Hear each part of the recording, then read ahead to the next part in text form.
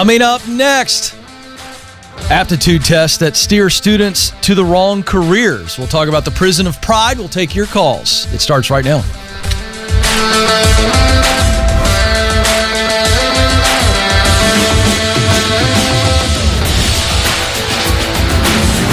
Coming to you live from Ramsey Studios in Nashville. You're joining a conversation about who you are, what you were created to do, where you want to do it, and how you can get there. It's all about you because you were created to fill a unique role. You are needed and you must do it. So we're in the business of helping you figure what is that role that the world needs from me. We got to figure that out. And once we have that clarity, oh my goodness, confidence takes over. And a confident person will have the courage to stay on the path. So we're so excited to have you with us.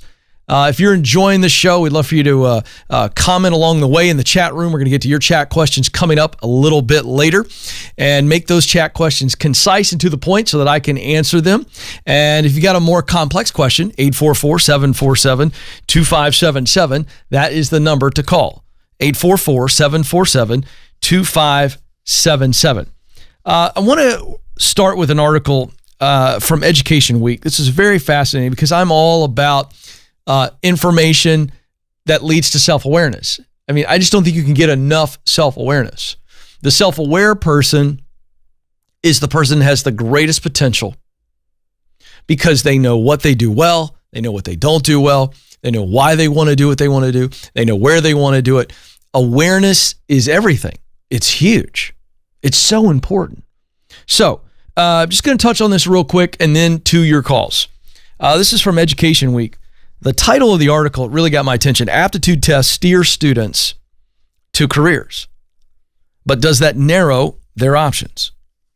And I think it does, is the answer. But from the article, Emily Passius, who's the director of the Education Strategy Group, which is a consulting organization that works with states and districts on career and technical education policies, has noticed an uptick in education systems. So think your county education, so public schools, private schools.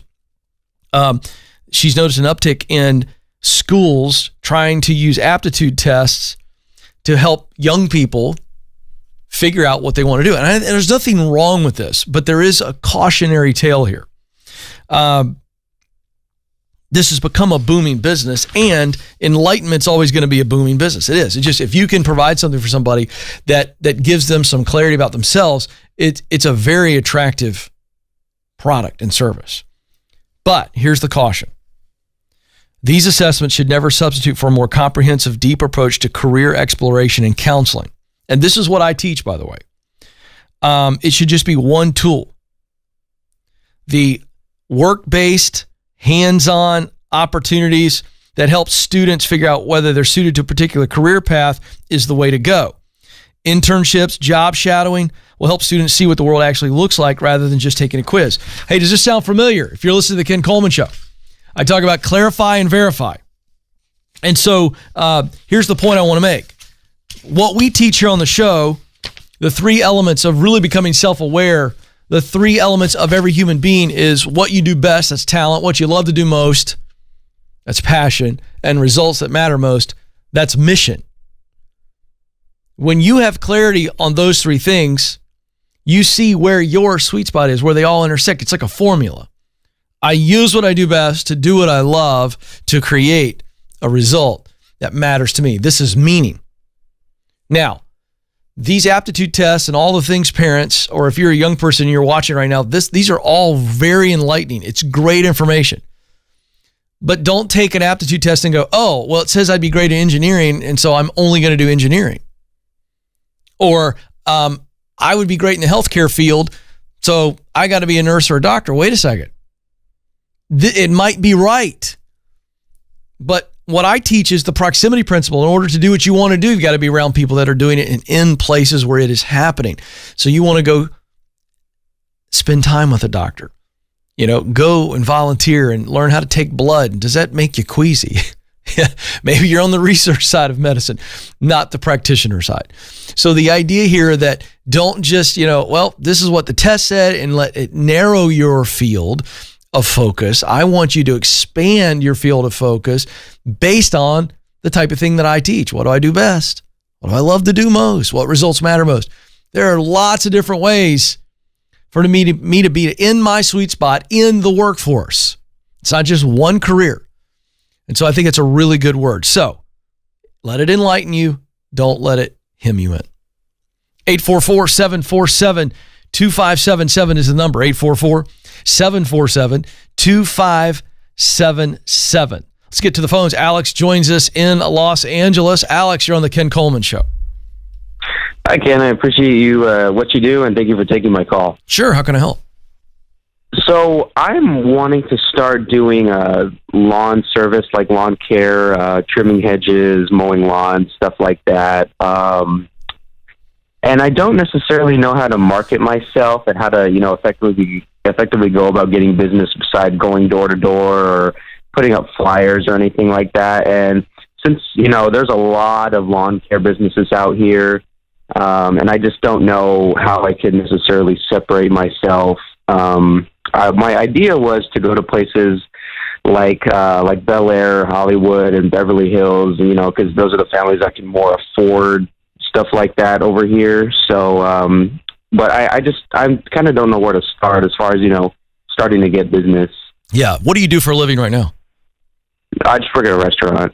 Okay. And what are you making right now a year? Oh, I'd say that with combined. I moved out here for acting, but the lawn care is just a side business to make some extra money. No, I get it. I would say give me a number, man. Probably $30,000. Okay, great. And how much would you like to make in the lawn care business? I would say probably an extra $20,000. Okay. Have you run the numbers? How many lawns that is in a given month? I have not, actually. I looked online and read some forums of people that have done it, and they said they charge around $60 per hour, but there's so many different things that I've seen on there. I haven't actually run the numbers. You need to, and I'm going to tell you why. You're just paralyzed because it all seems so scary. Like, how in the world do I even start? Where do I start? And those are good questions, but you've got to do some homework first because you've got to be able to have some true knowledge on what it's going to actually take to get where you want to go, or else you're just kind of, wee, and I don't think that's why you're doing this. I'm hoping you're still going to pursue acting, and this is just a way to make some more money that gives you some freedom to still be auditioning. Is that the plan? Yeah, that's exactly the plan. So here's the deal, Alex. You started the research, and I'm trying to encourage you here, but I want to really push you. By the end of this week, you need to have a ballpark idea. And when I say ballpark, I mean an educated ballpark idea of, okay, in order for me to make $20,000 on the side doing lawn maintenance, I'm going to have to do this many lawns per month. You've got to run those numbers and see what it looks like so that you have a target. All right. Now, once you've done that, so you know what to charge and you know how many you have to do. So it just sets it up to where you go, okay, I could see a future here. I know what I'm aiming for. Now, you break that big goal. So I'm just making this up to help your mind think through what you have to do. So if it comes to, okay, I'm going to have to do 20 lawns a month. I'm just making this up. Okay. So that's what I've got to end up to get in a given month to be able to make the kind of money I want to make. Now, so how do I start? Do I start spending money on marketing? Absolutely not. Do I do door-to-door sales? Maybe. But what I'd love for you to do is start to go, okay, I need to just focus on one lawn. I need to get one client who'll let me take over everything. Lawn, trimming, leaf blowing, whatever, dude. You know what it is. You just got to start with one client, and you get that one client because it's a side hustle right now. So don't try to do too much because it'll overwhelm you. One lawn, you see, because you're overwhelmed right now. And stop thinking of it as, oh my gosh, how do I make $20,000 right away? No, I got to get one lawn. When I do a good job with one lawn, what I'm hoping for is that the client recommends me to somebody else because I'm going to be smart and not spend a bunch of time slapping flyers around. I'm going to go, wait a second. I've got to find one client who will take me on, and I say to them, if you recommend me to somebody else and they sign me up, I'm going to do your lawn for half price for 2 months or whatever. Just create an incentive. It's your time, but your way to grow a lawn business is by word of mouth. It's not going to be Facebook ads. It's got to be word of mouth. Now, I'm okay with a Facebook ad, but that's just kind of like, I'm going to throw some crab pots out there and whatever comes in there, we'll see what we got, and then I'll keep trying to crab pot somewhere else. Versus the way I was raised to get crabs, Joe, was we knew it was high tide, and we got ourselves some chicken necks, and we put them on the rope, and we went out there and tied them to our belt and waited out in there, and I knew the crabs were going to hit. So I'm okay with the crab pot idea. That's Facebook ad. It's super cheap. But you got to go where the crabs are hitting.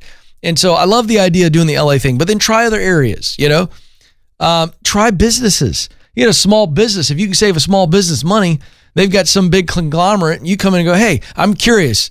If you're really happy, if you're not, I'd love to do a session for you for free. I believe in myself so much that I'm going to do your lawn for free one time. You could skip a week, save some money with your current people, and see if I do it better and better service because I'll beat their price.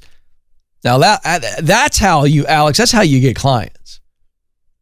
You offer them an incentive that they don't have to pay for, and you prove yourself. That's how I do it.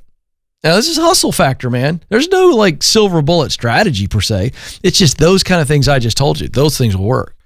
844-747-2577 is the number to jump in on the conversation. Somebody watching today, right now, you got a lump in your throat. You know you need change, but you're not quite sure what the change is, or you're not quite sure how to make the change happen. Give me a shot. I'm on your team. This is a safe place, and you matter deeply. The world needs what you have to offer. Make the call right now, live. Boom, right now, 844-747-2577. We go to Kansas City next, where Steven joins us. Steven, you're on the Ken Coleman Show. Hi there, Ken. Thanks for taking my call. Sure. How can I help? Had a question on if I should stay in my current job, which I'm not passionate about, don't make much money at all, or if I should fully shift my attention to my side business and dive into that. Well, that's a simple answer. It's if you financially can afford to shift to your side business, then absolutely. But if you can't, you're going to have to be a little bit more patient. It's just that simple. So if you leave the full-time job and shift over to the side business, is that going to take care of your financial needs right now? Or do you have money set aside? Or are there some financial sacrifices that you can make that would allow you to do that? Not at this time, no. I'm on baby step one. So, still in debt, not enough money saved. I'm actually switching careers from car dealerships to a truck driver just so I can pay the bills and get out of debt. But I was thinking if I shift my attention fully to my side business, that probably within a year or two, I could surpass that. Okay, but see, I'm fine. I love that. But what do you do in the meantime? If you shift to the side business right now, you're going to fall way behind on your bills and everything else. Am I understanding that right, or did I misunderstand you? No, you understood correctly. Well, of course you're not going to do that. So you don't even have $1,000 in the savings account for an emergency right now. If you have a $1,000 emergency in your life right now, what are you going to do? I'm trying to sell something. Right. So here's my point. So have you transitioned yet from the car sales to driving the truck? No, not that doesn't happen until April. Okay. Will driving the truck make you more money? Oh, it'll triple my income. Oh man, do that. What is the side business? Candles, making and selling candles for men. Okay, well, I can tell you right now, that needs to stay a side hustle because that is a tough business. Okay? And unless I'm missing something, you got to sell a lot of candles. What kind of margin you got on those candles? Per candle, it takes me about $5 to make, and I sell them for $15. Okay. And you're doing all the work. You're making them? Correct. Okay, can I challenge you for a second? And I don't want to pop your bubble here, but I feel like I got to challenge you. What makes you think that if you went to that candle making business full time a year from now, you'd be able to make what you're going to make in the truck? Just from doing the little bit of craft shows that I did last year, just, free weekends and stuff. I brought in $3,500, almost $4,000 from doing, 4 or 5 shows, relatively small shows. So if I shift my focus and go for the bigger shows, I figured, I could, surpass that, by a great margin. Okay. All right. That's my hopes for it. So, well, and I get it. I get hopes, and I love that. But you've done enough testing to know that you've got something here. There's a market for this. Yes, sir. All right. So you understand. I just need to know that you're thinking through this. So here's the deal. Stay in the car sales thing right now. I'm going to give you a copy of Dave Ramsey's book, Total Money Makeover. So Madison's going to give that to you. Okay. I'm putting you on hold. She's going to give that to you. But what I want you to do, Stephen, is keep moving forward on the plan. Good on you getting into that truck and making triple what you're making now. Walk Dave Ramsey's baby steps out. Baby step 1 is $1,000 in the bank account for an emergency. Baby step 2, start the debt snowball, which is your smallest debts to your largest debts. You pay the smallest debts off first. When you pay off the first of the smaller debts, you take what you were normally having to pay, your minimum payment, plus everything you were putting into that to pay it off, and you put that into debt number 2. It's just simple stuff. Again, the book, Total Money Makeover, is going to walk you through this. And so you keep busting it in the truck until you get debt free. And then baby step 3, right? You get this 3 to 6 months expenses in the bank. At this point, you have also been doing the candle thing. Keep doing the candle thing on the side every spare moment you have. Keep getting relationships. Start looking through distribution. You can be doing things on the side for the side hustle to allow that to have the opportunity to grow. So try to grow it on the side. You keep growing it on the side. This is all in hustle, hustle, hustle. And then you get that side business to a point that in its bank account, excuse me, so in the candle company bank account, you're going to put 6 to 12 months expenses in the bank before you even think about getting out of the truck, because you want to be sustainable. You don't want to jump at all. I want you to just step beautifully from one boat to the next. 844-747-2577. If you're enjoying the show, hey, right there below the video window, do a couple things for us. Like today's episode, give us a thumbs up. YouTube pays attention to that and the old algorithm. And second, subscribe to the show. And then maybe a third thing while you're just clicking real quick, share today's show. You can just click share. You can email it or on social media. That would help us. If you're enjoying the show, getting value out of it, we want as many people as possible to be in this big giant tent of the Ken Coleman Show that's about one thing, helping people live and work on purpose. So do that for us. We'd appreciate it. All right, to the chat room we go. Anna Bolch writes in, I recently moved to a new area and applied for a job at a public library. I don't know many people in the area, and everyone I do know doesn't have any connections to the library. What can I do to make a connection so my resume will stand out? Keep doing it, Anna. People hate when they ask me this question because my answer is always, you haven't exhausted every relationship. You think you have. You haven't. Go back to the same people. They don't know anybody who works at the library. Oh, okay. All right.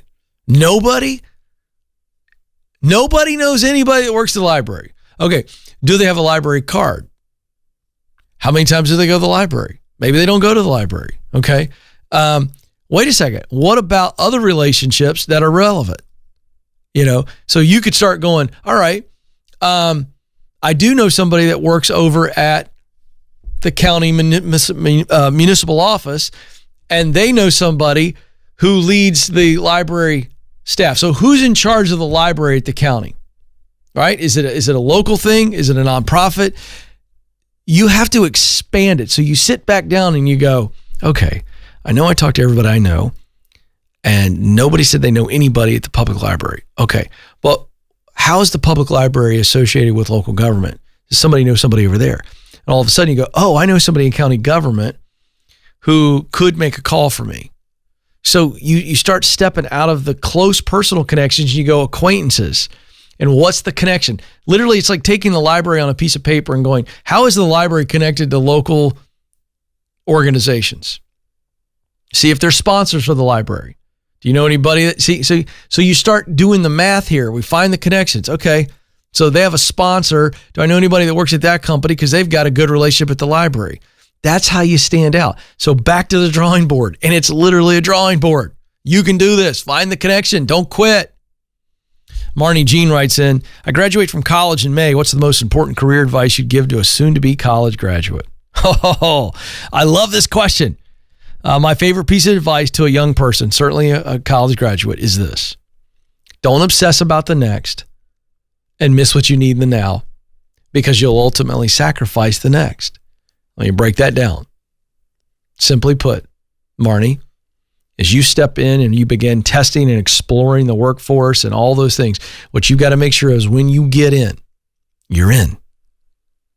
Don't overlook that ticket that got you in. You're in. You're not in the dream job. Think of it as I'm on one of the lowest rungs of the ladder. But if all I'm doing is staring at the house, the roof that I'm trying to get to, okay, and I'm so focused on that, I'll miss a step and fall. You tracking the simple analogy? One of the biggest temptations for young people is you got your whole life in front of you.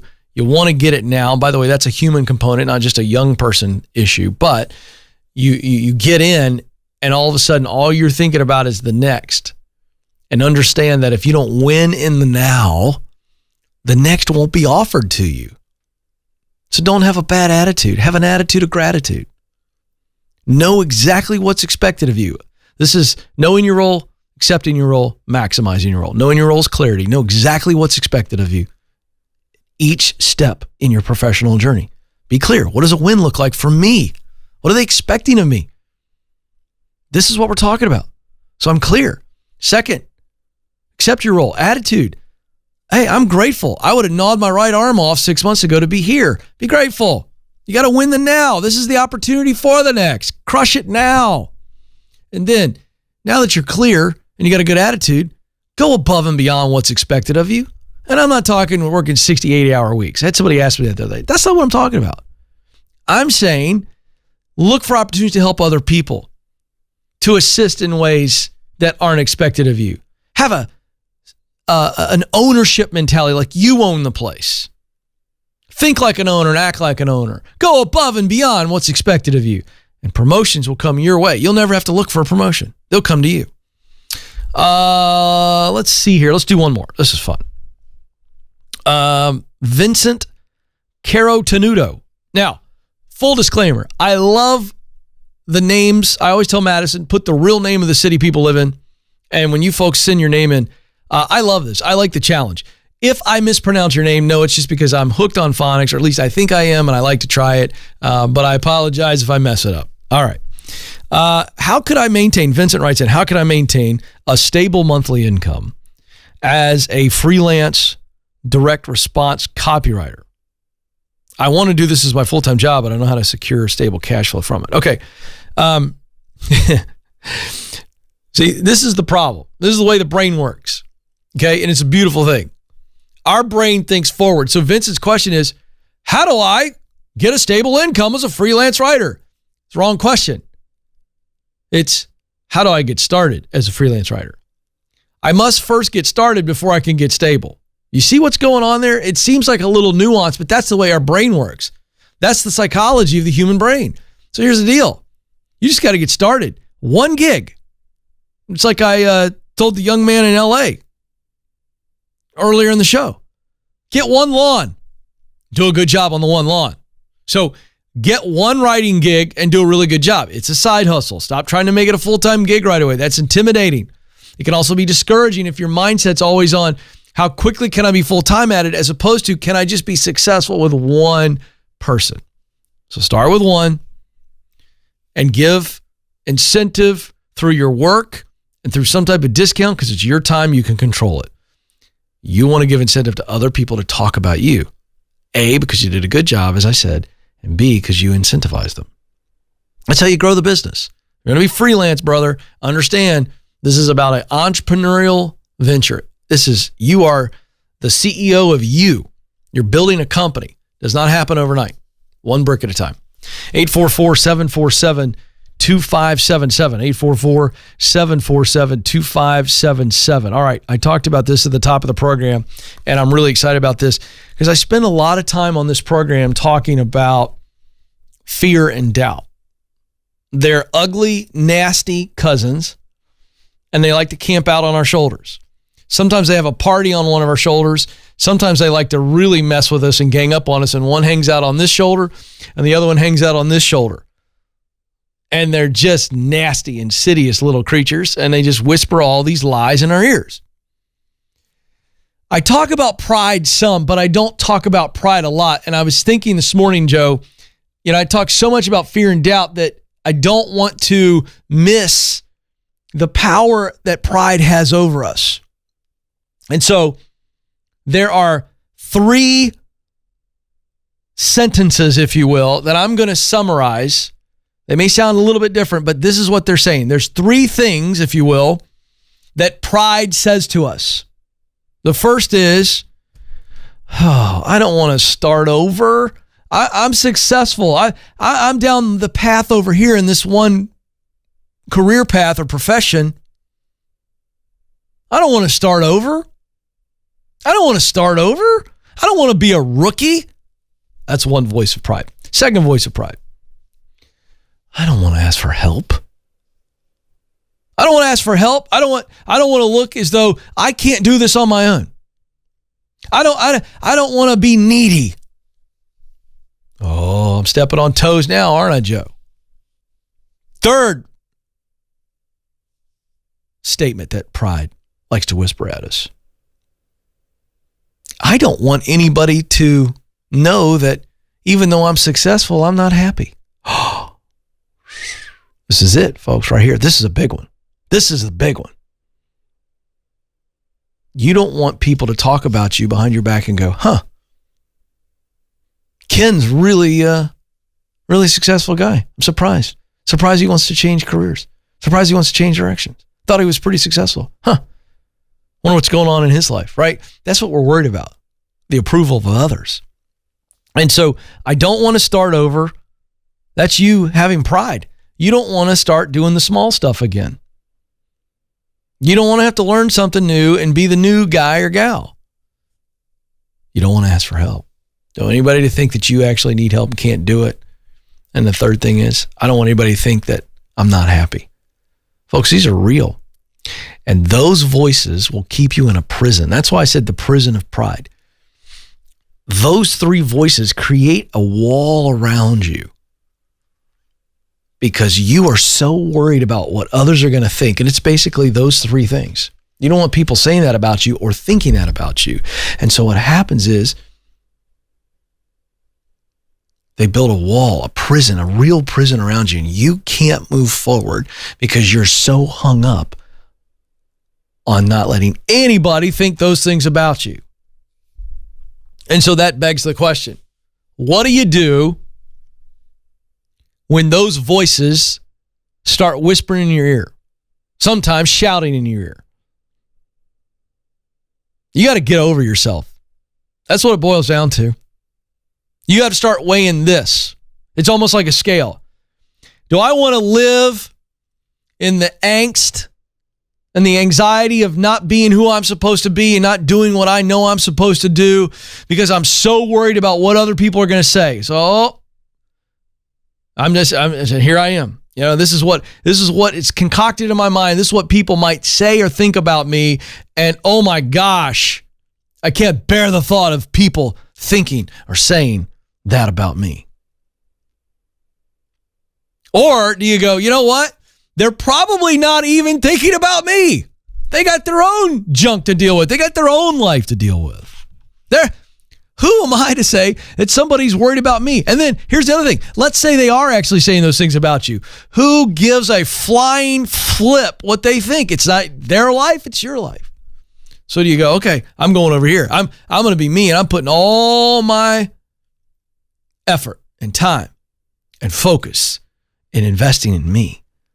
I'm taking the opinions and the thoughts of others, and I'm letting that just fall. I'm not worried about that. It's my life. It's what I'm supposed to be. It's what I'm supposed to do. Doesn't matter. Who cares? By the way, one thing I've learned, Joe, over the years, and by the way, it's a few voices, very few. The few voices, listen to me, folks, the few voices that did have a dissenting opinion about what I did and why I did it, and I changed course at 31, the few dissenting voices along the way who rejected me and said I didn't have what it takes, the few dissenting voices who thought, oh, this is a real long shot, I'm not sure that's the smartest move for him and his family to up and move to Nashville, take a pay cut to do it. The few dissenting voices aren't in my life anyway. So what do I care? Do I remember the voices? Yeah, but they hold no weight. They're not in my life. They're not the close voices that had legitimate reasons for dissent. They're just opinions. And I'm not going to tell you what I think about opinions. So get over yourself and what you think everybody's going to say or think about you, and start being who you were supposed to be. That's pride. Those are the voices of pride, and they will put you in a prison and keep you there your whole life. And then it's too late because you're on your deathbed and you're looking back. And here's the deal. I did some research. By the way, Google this. The top 10 things, or top 5, I think it's 5 or 10 things that people regret on their deathbed. And one of them is they never pursued their dreams. Don't stay in the prison of pride. Get over yourself and break free. It's a game changer. 844-747-2577 is the number. Back to the phones we go. York, Nebraska, where Dylan is on the line. Dylan, you're on the Ken Coleman Show. Thanks for having me. Sure. What's going on? Yeah, so I'm working on the baby step number 3 right now, or my wife and I are. And I'm just trying to find ways to make a little bit more money. And I'm applying for a couple different jobs that I think I would enjoy. However, my question is, in the current role that I'm in, which I do enjoy doing, I don't feel like I'm paid enough. Just based off of I'm a technician, and our hourly rate is astoundingly higher than what any technician is paid.